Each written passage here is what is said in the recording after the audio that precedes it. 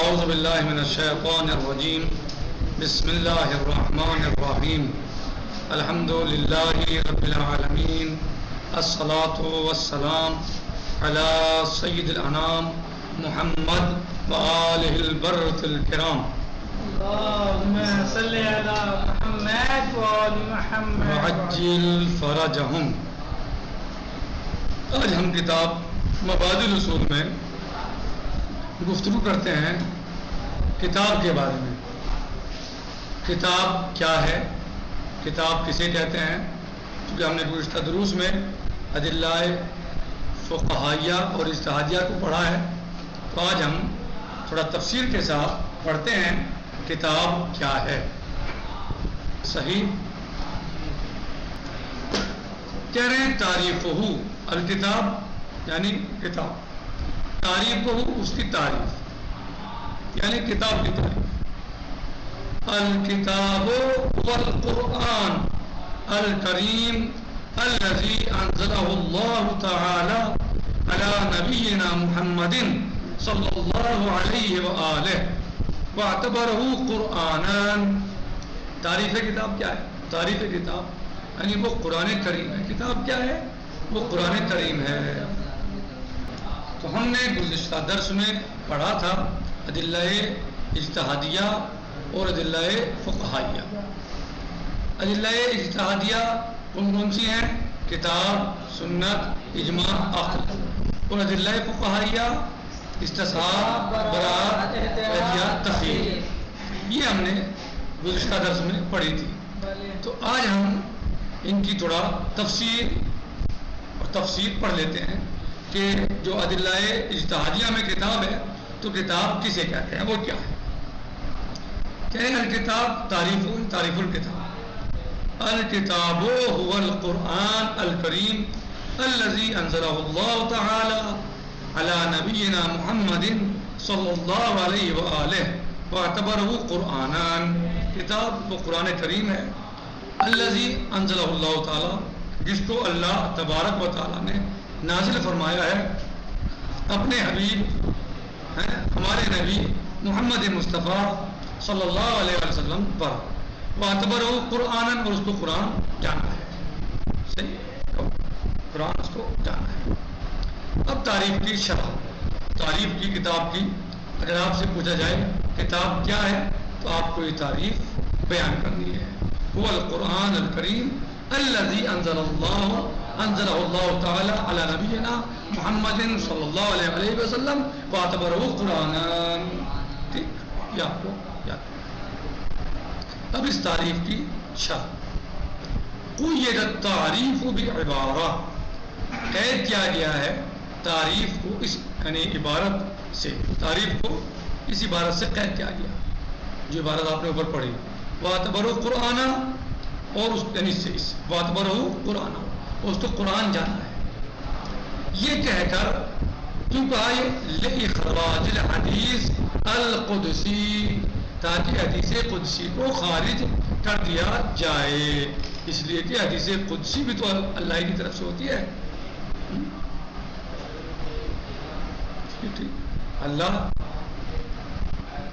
فإنه وإن نسب إلى الله تعالی الا انه لا يعتبر قرآنا، اگرچہ حدیث قدسی کی نسبت بھی اللہ عز و جل ہی کی طرف ہے، وہ بھی لگ صحیح ہے، لیکن اس کو قرآن نہیں جانا گیا ہے، اس کا قرآن اعتبار، اس کو قرآن اعتبار نہیں کیا گیا ہے، بلکہ وہ حدیث قدسی ہے اور قرآن یہ ہے۔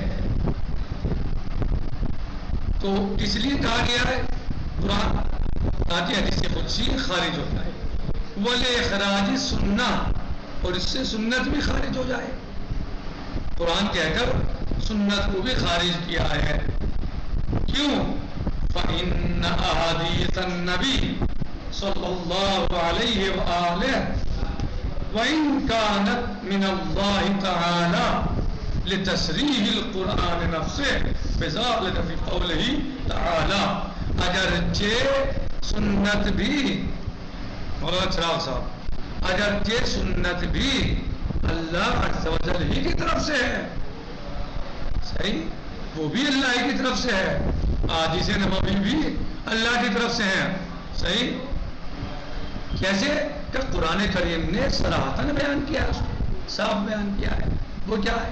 بسم اللہ الرحمن الرحیم وما ينطق عن الهوى ان هو الا وحی یوحی. اے میرے حبیب آپ تو بولتے ہی نہیں ہیں، وہی بولتے ہو جو وہی ہوتی ہے. اور جب مسئلہ نبی پاک صلی اللہ تعالی علیہ وآلہ وسلم کی عمل کا آیا، یہ تو کلام کا مسئلہ تھا، قول کا مسئلہ تھا، اقوال کا مسئلہ تھا. اور جب مسئلہ آپ صلی اللہ تعالی علیہ وسلم کے عمل کا آیا، فعل کا آیا، تو اللہ عز و جل اپنے حبیب کے لیے ارشاد فرماتا ہے بسم اللہ الرحمن الرحیم وما رمیت اذ رمیت ولکن اللہ رمی. میرے حبیب یہ سنگریزے آپ نے نہیں پھینکے ہیں بلکہ ہم نے پھینکے ہیں. گویا نبی کا فعل اللہ کا فعل ہے، تو گویا یہ سب اللہ کی طرف سے ہے، لیکن اس کو بھی قرآن کہہ کر خارج کر دیا ہے. لتصریح القرآن نفسہ بذالک، چونکہ قرآن کریم نے صراحتاً اس کو بیان کیا ہے. کہاں کیا ہے؟ فی قولہ تعالی وما ينطق عن الهوى ان هو الا وحی یوحی. یعنی حدیث نبوی خارج ہو گئی ہے اس سے. الا انها لیست بقرآن. صحیح ہے، نبی پاک اللہ عز و جل کی وحی کے تحت بول رہے ہیں، اس کی مرضی سے بول رہے ہیں، اس کے حکم سے بول رہے ہیں، اس کے حکم سے کلام کر رہے ہیں، لیکن یہ قرآن نہیں ہے. قرآن الگ ہے اور نبی پاک کا کلام الگ ہے. ولو اللہ کی مرضی سے ہے، ولو اللہ کی رضا سے ہے، اللہ کے حکم سے، لیکن قرآن کریم الگ ہے اور کلام نبی پاک الگ ہے. وَلِإِخْرَاجِ نَقْلِ آیَاتِ الْقُرْآنِ بِالْمَعْنَى وَتَفْسِيرِهَا. اور قرآن کہہ کر خارج کر دی ہیں. صحیح ہے، قرآن کریم کے معنی اور تفسیر کو بھی.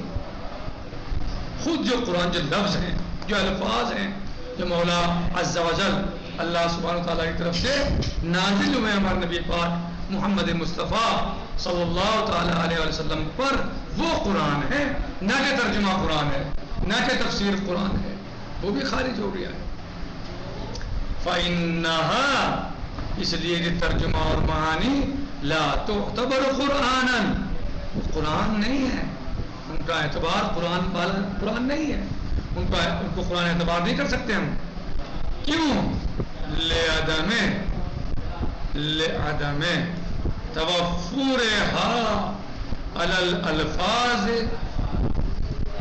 عدم توفرها، لعدم توفرها على الالفاظ والاسلوب الذين نزل بهما القرآن. آپ ترجمے کو اور معنی کو قرآن نہیں کہہ سکتے، قرآن نہیں ہے. کیوں؟ اس لیے کہ جو چیزیں الفاظ اور اسلوب، جن الفاظ اور جن اسلوب کے ساتھ قرآن کریم نازل ہوا ہے نبی پاک محمد مصطفیٰ صلی اللہ تعالی علیہ وآلہ وسلم پر، وہ الفاظ، ایسے الفاظ، ایسا اسلوب ترجمے میں نہیں ہے اور نہ ہو سکتا، کیونکہ الفاظ کا نازل کرنے والا، اسلوب استعمال کرنے والا اللہ سبحانہ و تعالیٰ ہے، مالک ہے، خالق ہے، رب ہے، اللہ ہے. اور ترجمہ کس نے کیا ہے؟ بندوں نے. تفسیر کس نے کی ہے؟ ظاہر بندوں نے. صحیح ہے. تو خالق اور بندے کا کلام برابر نہیں ہو سکتا، ایک نہیں ہو سکتا. الفاظ قرآن خالق کا کلام ہے، معنی قرآن بندوں کا کلام ہے. اسلوب قرآن خالق کا اسلوب ہے اور تفسیر بندوں کی تفسیر، بندوں نے کی ہے. تو تفسیر قرآن یا معنی قرآن وہ نہیں ہے جو قرآن ہے، کیونکہ وہ الگ ہیں. ترجمے جو الفاظ استعمال ہوئے ہیں وہ مترجم کے الفاظ ہیں. وہ مترجم کا اسلوب ہے. تفسیر میں جو طریقہ، انداز اور اسلوب اختیار کیا گیا ہے وہ مفسر کا ہے، نہ کہ اللہ عز و جل جس نے قرآن کریم کو نازل فرمایا ہے. تو بہت فرق ہے. جتنا خالق اور مخلوق میں فرق ہے اتنا ہی خود الفاظ جو قرآن کے ہیں اور وہ الفاظ جو مخلوق کے ہیں ان میں فرق، بہت فرق ہے. یعنی وہ خالق کا کلام ہے، یہ مخلوق کا کلام ہے، تو برابر نہیں ہو سکتا. کہہ رہے ہیں کہ آنی الالفاظ والاسلوب شرط اساسی فی اعتبار ہی قرآن. میرا مقصود اور مطلوب یہ ہے، آنی یعنی ہمارا اس سے قصد یہ ہے، جو ہم نے باتیں بیان کی اس سے ہمارا مقصود اور مطلوب اور مراد یہ ہے کہ الفاظ اور اسلوب ہی تو شرط اساسی ہیں قرآن اعتبار کرنے میں. جی قرآن کریم نے چیلنج کیا ہے، وہ معنی کے بارے میں تھوڑے کیا، الفاظ کے بارے میں کیا، اسلوب کے بارے میں کیا. بسم اللہ الرحمن الرحیم ان کنتم فی ریب مما نزلنا علی عبدنا فاتوا بسورۃ من مثلہ وادعوا شہداءکم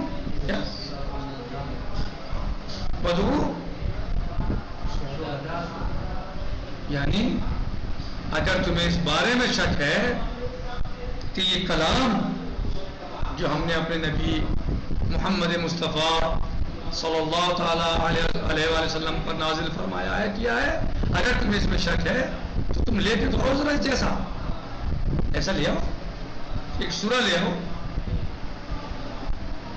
کئی بار کئی طریقے سے چیلنج کیا قرآن کریم نے، تو وہ چیلنج قرآن کریم کی فصاحت کے بارے میں ہے، قرآن کریم کی بلاغت کے بارے میں ہے، قرآن کریم کے انداز کے بارے میں ہے، قرآن کریم کے اسلوب کے بارے میں ہے، ترجمے کے بارے میں نہیں. ترجمہ تو ہو سکتا ہے کہ اگر اردو زبان کا ترجمہ آپ اپنے علماء کا دیکھیں تو ہو سکتا ہے کہ ترجمہ دوسرے سے بہتر ہو جائے، لیکن کیا کوئی دعویٰ کر سکتا ہے کہ قرآن سے بہتر میں نے کتاب جو ہے تیار کر دی؟ نہیں کر سکتا. چیلنج اس زمانے میں نہیں، آج تک اور تا قیامت چیلنج رہے گا. ایک آیت لے آؤ، ایک سورہ لے آؤ، اس جیسا لے آؤ تو تمہیں جو ہے وہ یہ لگتا ہے کہ ہمارا کلام نہیں ہے تو تم لے آؤ، تمہیں شک ہے تو لے آؤ، لاؤ جیسا دیکھے لے آؤ. لے جاؤ. کوششیں بھی ہوئی لیکن کوئی کامیابی نہیں ملی، ناکامی ملی.